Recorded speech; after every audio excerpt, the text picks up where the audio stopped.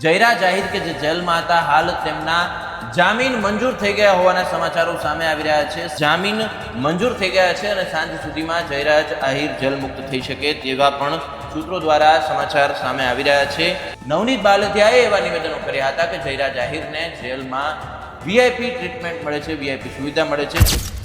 નમસ્કાર, આપ જોઈ રહ્યા છો ઓવર રાજકોટ અને હું છું આપની સાથે ભાવેશ દક્ષિણી. અત્યારના સૌથી મોટા સમાચાર સામે આવી રહ્યા છે. નવનીત બાલદિયા પર હુમલો કરવાના કેસમાં જયરા જાહિર કે જે જેલમાં હતા, હાલ તેમના જામીન મંજૂર થઈ ગયા હોવાના સમાચારો સામે આવી રહ્યા છે. સમગ્ર જે ચકચારી પ્રકરણ રહ્યું હતું અને તેમાં ખાસ કરીને કોળી સમાજે મોટા પ્રમાણમાં એકત્રિત થઈ અને વિરોધ નોંધાવ્યો હતો અને ત્યારબાદ પોલીસ દ્વારા છે તે એસઆઈટી દ્વારા છે તે તપાસ હાથ ધરવામાં આવી હતી અને જયરા જાહિરની ધરપકડ પણ કરવામાં આવી હતી. આ સમગ્ર મામલે જયરા જાહિરના વકીલ દ્વારા જે માહિતી આપવામાં આવી છે તે પ્રમાણે તેના જામીન મંજૂર થઈ ગયા છે અને સાંજ સુધીમાં જયરા જાહિર જેલ મુક્ત થઈ શકે તેવા પણ સૂત્રો દ્વારા સમાચાર સામે આવી રહ્યા છે.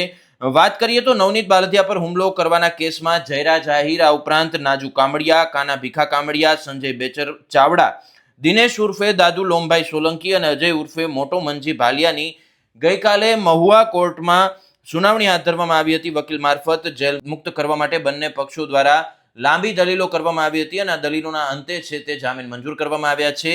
સમગ્ર બનાવની વાત કરીએ તો સમગ્ર જે પ્રકરણ છે તે 24 ડિસેમ્બર 2025માં જે મુંબઈમાં માયાભાઈ આહિરનો કાર્યક્રમ હતો તેમાં તેમને બગદાણા આશ્રમના મેનેજિંગ ટ્રસ્ટી તરીકે યોગેશ સાગરના નામનો ઉલ્લેખ કર્યો હતો, જેના વિરોધમાં બગદાણાના રહેવાસી નવનીત બાલદિયાએ સ્પષ્ટતા કરવા માયાભાઈને ફોન કર્યો. માયાભાઈએ ભૂલ થયાનો સ્વીકાર કરતો વિડીયો બનાવ્યો. આ વિડીયો છે તે નવનીત બાલદિયાએ વાયરલ કર્યો અને ત્યારબાદ નવનીત બાલદિયાએ માયાભાઈનો જે વિડીયો સોશિયલ મીડિયામાં મૂક્યો તેને લઈને માયાભાઈના પુત્ર જયરાજ આહિરે બાલદિયાને ફોન કર્યો હતો, મળવા માટે કહ્યું હતું. ત્યારબાદ સમગ્ર ઘટના બની કે જેમાં નવનીત બાલદિયા પર 8 શખ્સોએ હુમલો કર્યો.